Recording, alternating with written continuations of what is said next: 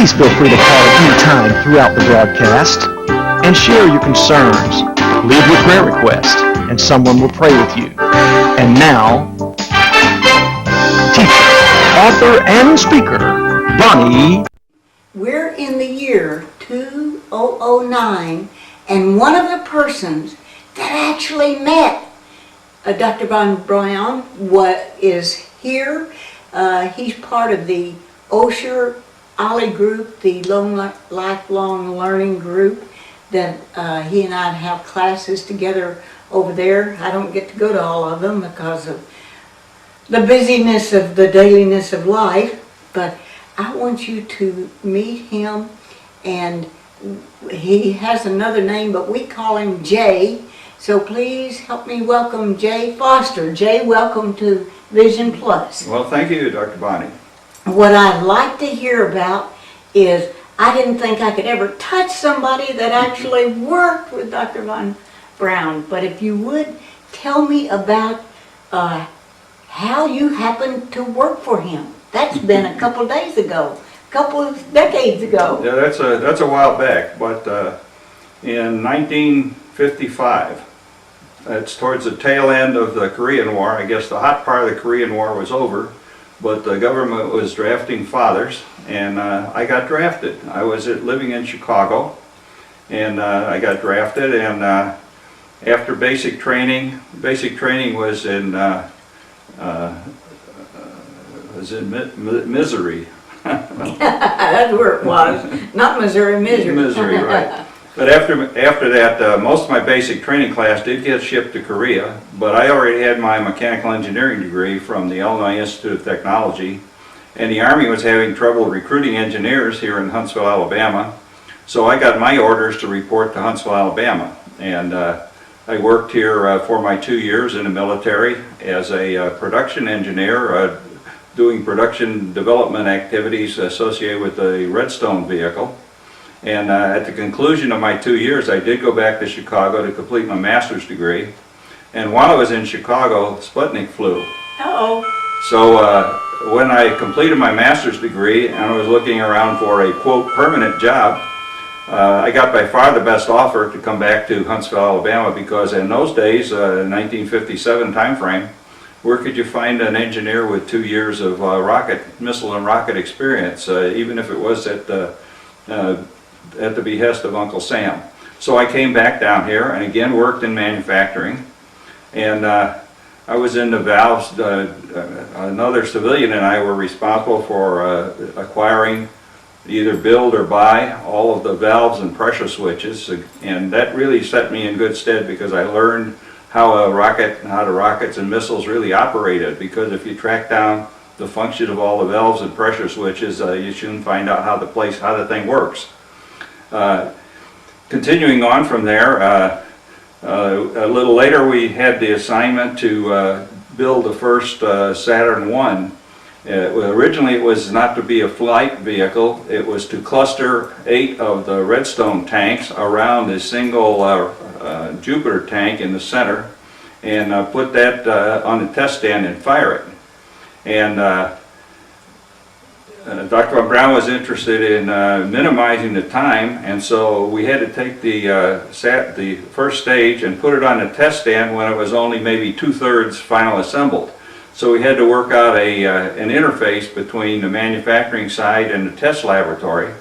And Hans Maus, who was the director of the manufacturing laboratory, assigned a gentleman by the name of Jack Trott to be that interface. And Jack Trott had problems in dealing with the test lab, a gentleman by the name of Gordon Artley, who was a division chief over there, and they actually came to fisticuffs at one point. Uh-oh. And so Hans Maus recalled Jack Trott, and I got pushed into that breach, so to speak, to be the interface between manufacturing and test. And this got me a little bit well known across the center because everybody was interested in completing that job. And also the gentleman on the test lab side, who the test laboratory, one of the original Germans by the name of Karl Heimberg, he had assigned Gordon Artley he was a division chief, and he was my interface point. He was a number of years older than me, and he also was a little hard to get along with, but I soon discovered the secret Every morning when I met with him, if I let him blow off steam for a little while, we could work together. And of course this helped me in my career a bit, because if I could get along with Gordon Hartley, I could pretty well get along with everybody.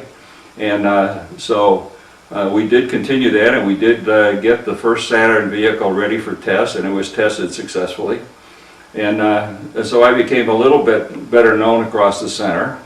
A little bit later, there was a decision made when we started to get going on the Apollo program, before Kennedy made the announcement, but get together going on the Saturn program. Was that before he said, we're going to the moon before Yeah. the end of the decade? Yeah, I'm going to come to that. Oh, great. But so we had contracts with Chrysler to build a stage down at New Orleans in the Michoud facility, and we had a contract with McDonnell Douglas on the West Coast.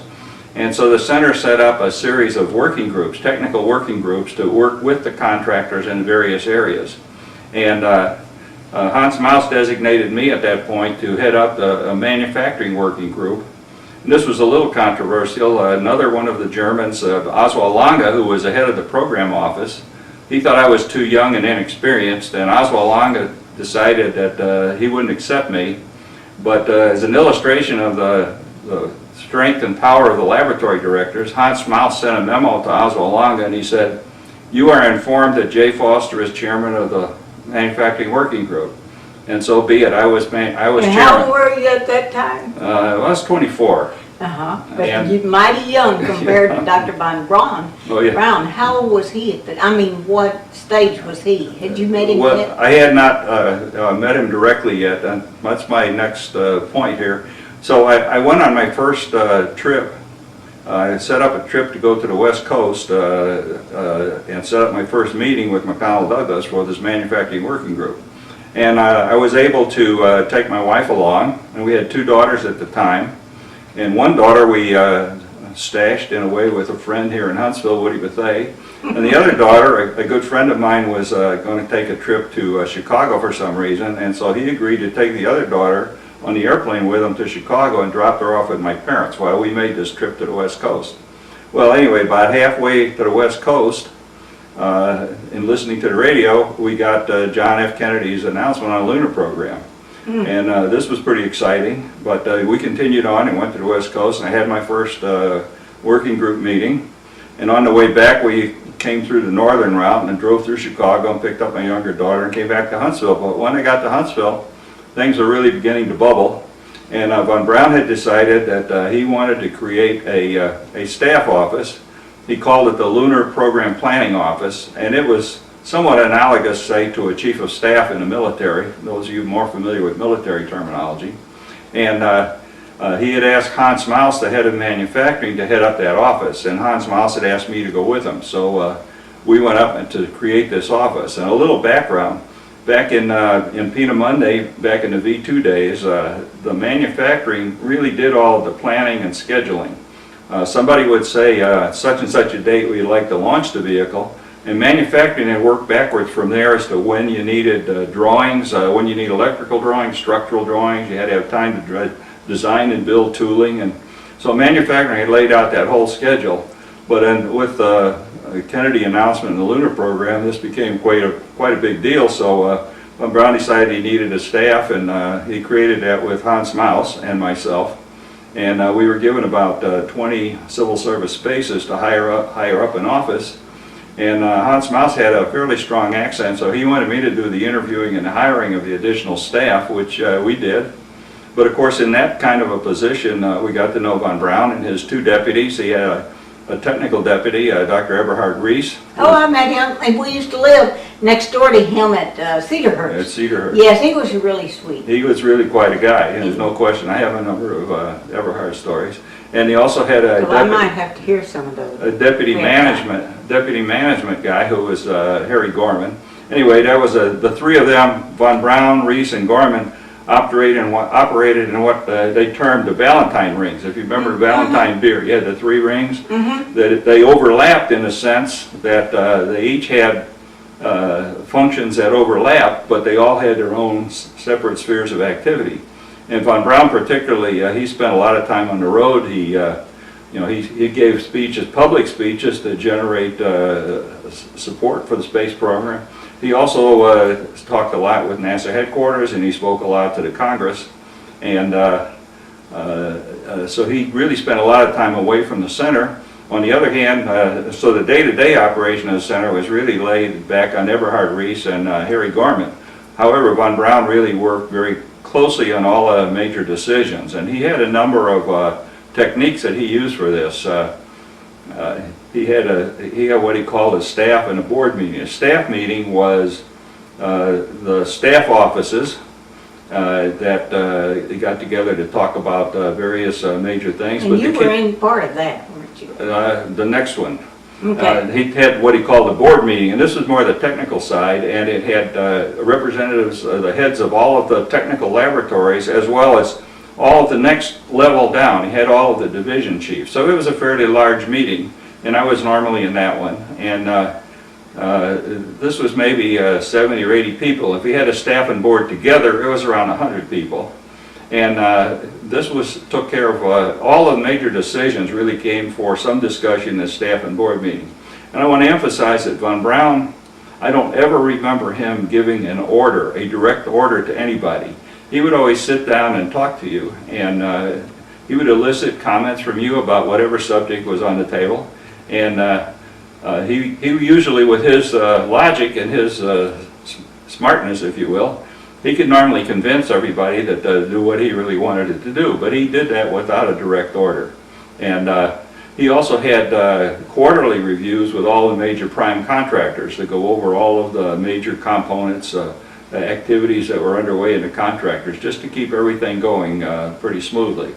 We also had to send quarterly budget reports to Washington, what our forecasted budget was. And this, people think budgeting is mundane, and to some degree it is, but when you think of the fact that when you think of current year budget, you're not just talking about the budget. You have a commitment. When the man in the laboratory, say, puts an order over to procurement, that's a commitment, and the man in the laboratory deducts it from his budget, but the center doesn't deduct it until the guy in procurement actually signs a contract with some vendor somewhere, and then it's an obligation. And then after the obligation, there's a will-o'-the-wisp kind of thing called cost, and the cost is actually a measure of the actual expenditure. When a man works an hour, that's an hour's worth of cost in a way. And then next level behind the cost is the actual payment, when the contractor submits his bill and you actually have a disbursement. Then the center and the government writes it off. That's when it's deducted from their budget. So, and you have to have a 5-year running total. When you submit your budget, you got the current year that you're spending, you got the next forward year, which is what you're defending that before the Congress. You got the budget year, which is the 3rd year out, and then you have to submit a 5-year additional forecast, and even beyond the 5-year, you have to have a lump sum for each project on balance to completion. So budgeting is kind of tough, and there's always people want more than what is in the allocation, and so when we go through these quarterly exercises, we have to put that together, and von Braun always attended those meetings, particularly interested in anything that we're going to submit to the headquarters that's over and above our allocation or our guideline numbers. And of course, in these meetings, we had the laboratory directors, the people who wanted more, to get up and try to defend what that was. Von Braun also took a lot of interest in those things because he had to sign his name to it.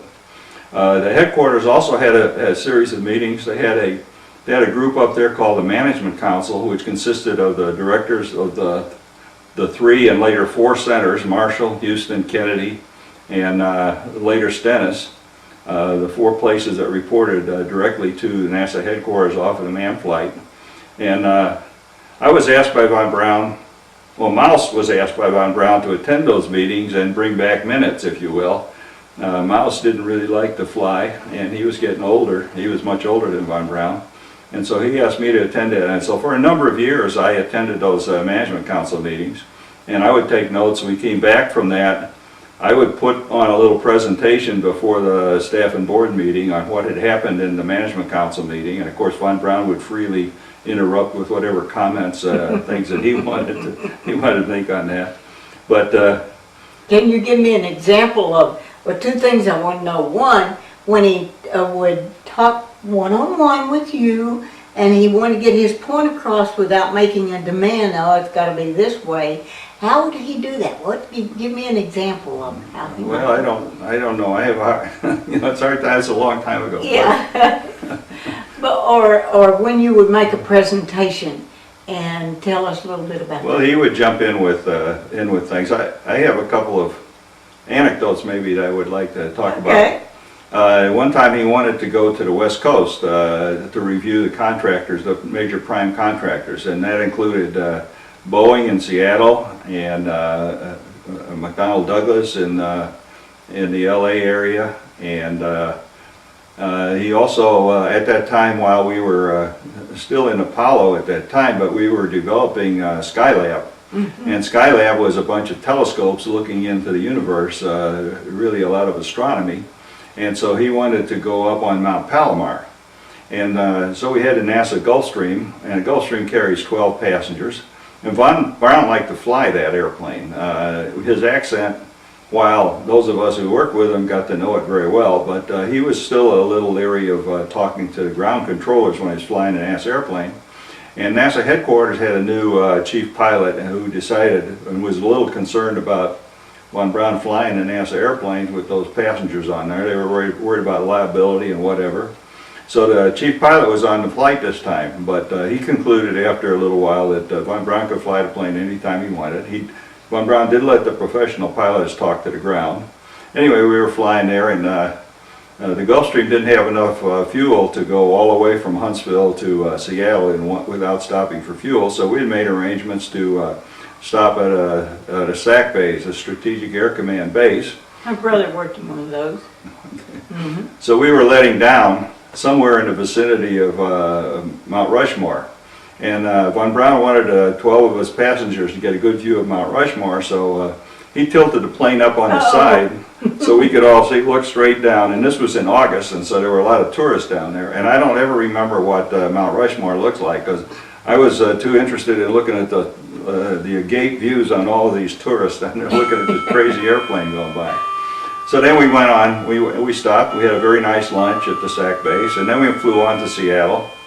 And the next morning in Seattle, the Boeing was, in addition to the space program at the time, they were working on an SST. The Boeing SST got canceled, but nevertheless they had an ice simulator there, and Von Braun flew the simulator, and he was extremely embarrassed because somehow on the simulator he missed the runway and he tore up all of the hangars along the side of the runway, which is very unusual for him, but nevertheless, and we did have one of the French pilots of the French-English SST there, and we did get to talk to him for a few minutes.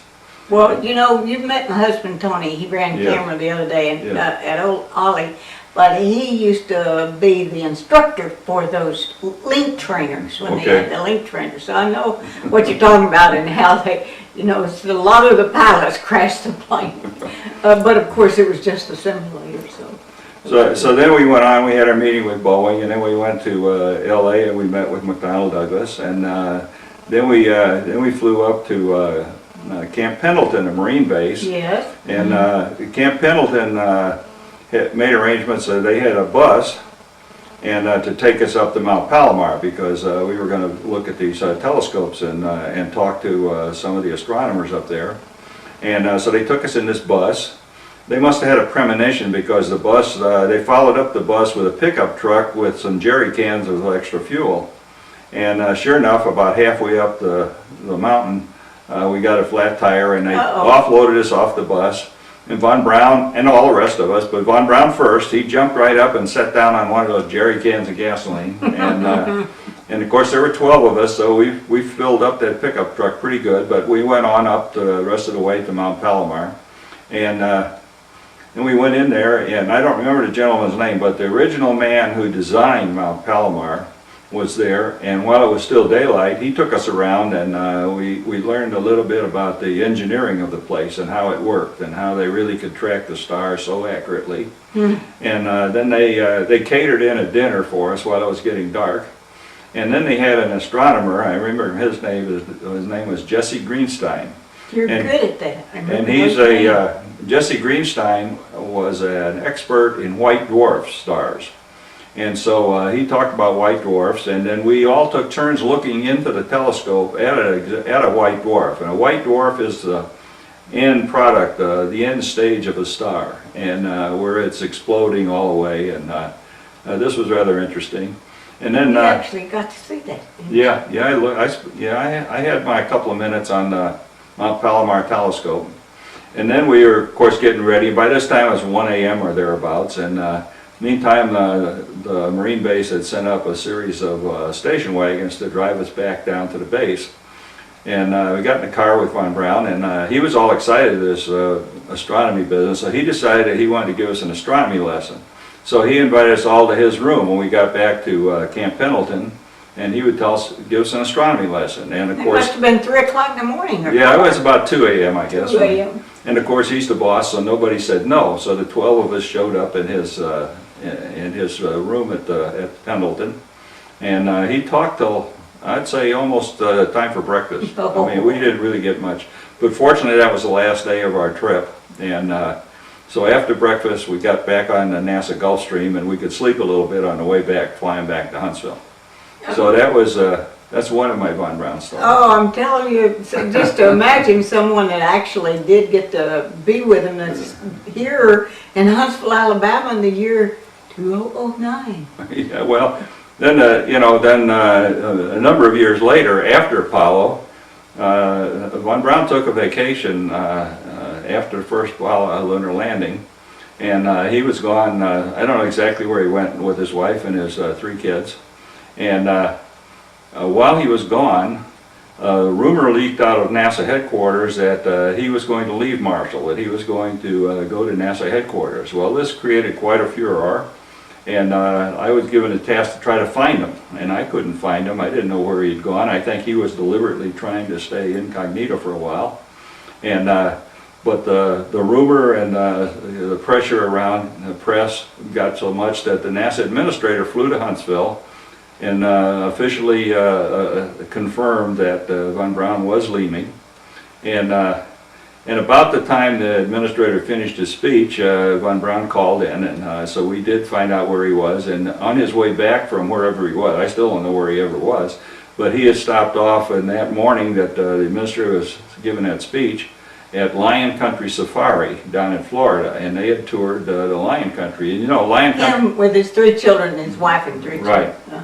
And, you know, Lion Country Safari, if you don't know, they have those big signs on the fence that says, trespassers will be eaten. But anyway, he came back and he did confirm to us all that he was leaving. And, but then in that process, he's leaving, but then how's he going to work this? And so he invited me to go to Washington with him.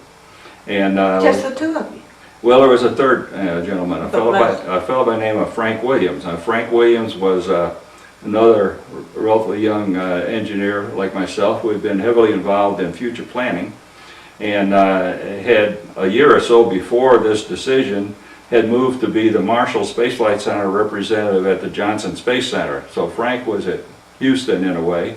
And so Von Braun took the 2 of us to Washington, and then Administrator Thomas Paine had asked Von Braun to really think about the future. And this was 1969 when we moved to Washington, and Paine had wanted Von Braun to lay out a plan to determine what the space program should look like in the year 2000. And he recognized this is 69, so we're trying to crystal ball 31 years into the future. Wow.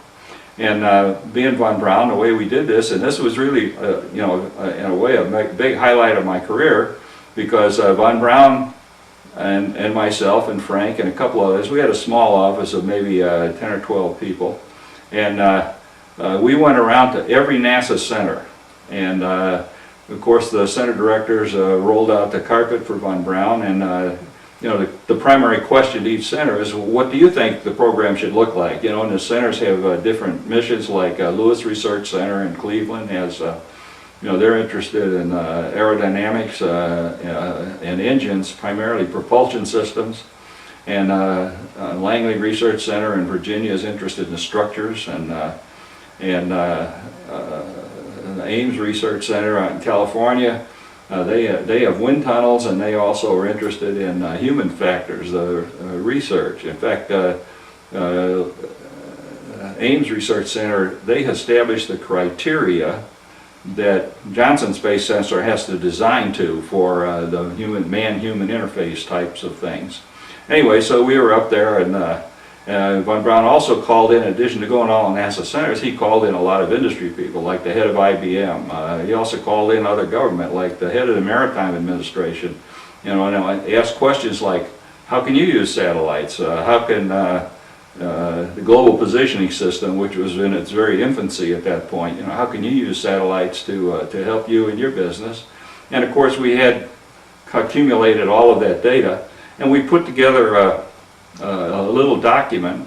And Tom Paine at that time wanted to kind of get a consensus around the agency of what people thought about this plan. So Tom Paine convened what I think ended up as a 5-day conference out at Wallops Station, which is a piece of NASA up on the Virginia coast. And Von Braun and a number of other people made presentations, and as a result of that, we put together a little book, like a pocket-sized book in a way. And Tom Paine took that plan to Mr. Nixon in the White House, and Nixon was up to his butt in Watergate at the time. And Tom Paine came back from that meeting rather discouraged, and in a way destroyed all the copies of that book. Nixon had basically told him, you know, go ahead and do what you're doing, but don't bother me about the future. You know, Nixon was too busy with his other problems at the time. So shortly thereafter, Tom Paine actually retired from NASA. He went to become Vice President General Manager of the nuclear program for GE. And it wasn't too long after that that Von Braun decided that he would retire and leave NASA, and he went to work for Fairchild Corporation. A bit about that in a minute. But when I had left to go to Washington with Von Braun, Eberhard Rees had indicated that he'd keep a latch string out for me. So when Von Braun announced that he was going to leave, I called Eberhard, and a couple of days later, Eberhard called me back and offered me a job to return to Marshall, which I did. I actually left NASA headquarters just a week or two before Von Braun did. Von Braun went to Fairchild, and Fairchild had a project with NASA to put up a satellite in synchronous orbit over India and beam educational television programs into the Indian countryside. And Mrs. Gandhi was around at the time, so Fairchild put Von Braun on the road to India quite a bit, and he went around and gave his speeches across the Indian countryside.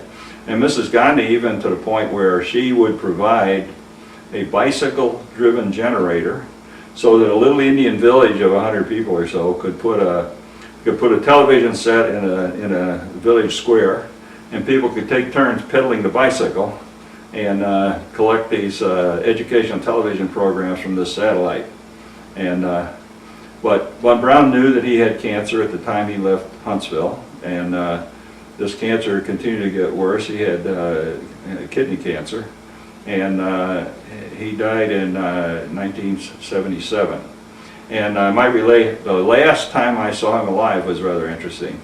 I was back in Huntsville, and I was still making fairly frequent trips to Washington, D.C. And one day I got on the airplane, and of course, being a good government employee, we never flew first class. We had to go back and coach.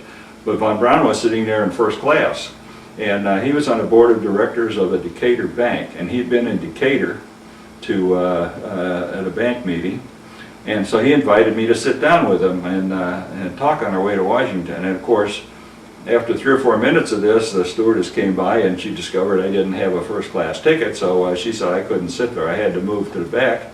And Von Braun, being Von Braun, he got up and he came to the back with me, and he sat with me and Coach all the way to Washington, and we had a nice hour and a half or so, nice discussion. That was the last time I saw the man alive. But he was a really great individual. I do have a number of other stories, but